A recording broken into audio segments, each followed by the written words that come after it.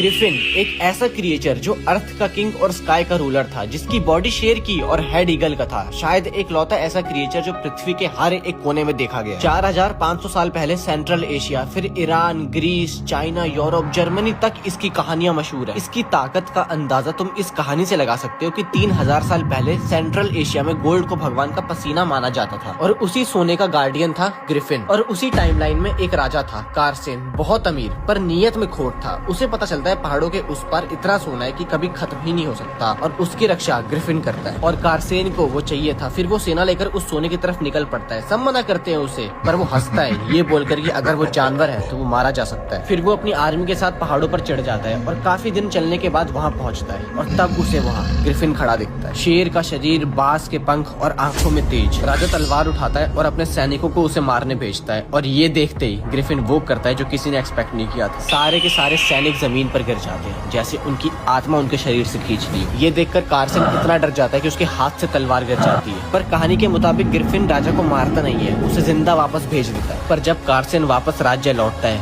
लोग उसे पहचान ही नहीं पाते। उसका नाम क्या था, वो कौन था, किसी को नहीं याद था। उसका वजूद ही खत्म हो चुका था, ऐसे कि जैसे वो कभी पैदा ही ना हुआ हो। ग्रिफिन ने उसे हिस्ट्री से ही मिटा दिया, इतनी ताकत थी उसकी। पर आपको पता है इसका ओरिजिन कहाँ से हुआ? याद है ना, हमारे यहाँ देवता एक ही फॉर्म में नहीं बंधे होते। युग, रीजन, पर्पस के हिसाब से वो रूप बदलते हैं। तो फिर पर्दा हटा दें।